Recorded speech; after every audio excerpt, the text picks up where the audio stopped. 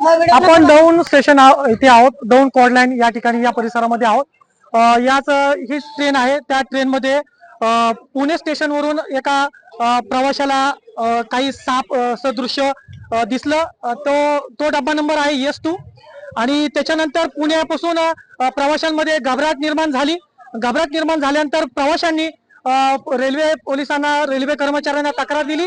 त्यानंतर कॉड लाईनला आल्यानंतर ट्रेन सर्व TC असेल सर्व RPF असतील गार्ड असतील त्यांनी डब्बा तपासायचा प्रयत्न केला. परंतु डब्बा तपासत असताना चेकिंग केली. त्या चेकिंग मध्ये मात्र साप दिसला नाही. परंतु आपल्या हाती एक व्हिडिओ लागलेला आहे. एका प्रवाशाने काढलेला आहे. त्या व्हिडिओ मध्ये त्या प्रवाशाला एक सापाचं तोंड आहे ते पूर्णपणे दिसतंय. परंतु आता तो डब्बा तुम्ही पाहू शकता. तो डब्बा पूर्णपणे सील केलेला आहे, बंद केलेला आहे. त्या डब्यामधील जे काही प्रवासी आहेत त्या प्रवाशांना गाडीमध्ये उतरून जे काही दुसरा जो कोच आहे त्या कोच मध्ये त्यांना बसवण्याची व्यवस्था रेल्वे कर्मचाऱ्यांनी जी रेल्वे प्रशासन आहे त्यांनी केलेली आहे. परंतु अद्याप देखील तो साप दिसलेला नाही. प्रवाशांना दिसला. व्हिडिओ समोर आले.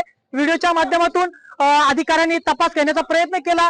जे काही सर्पमित्र असतील दौंड मधील त्यांनी देखील या ठिकाणी येऊन तपास करण्याचा प्रयत्न केला.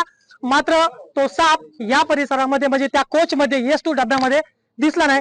नक्कीच आता जे रेल्वे प्रशासन आहे त्यांच्या पद्धतीने कशा प्रकारे त्या साप पकडण्यासाठी कारवाई केली जाते हे देखील आता महत्वाचं ठरेल.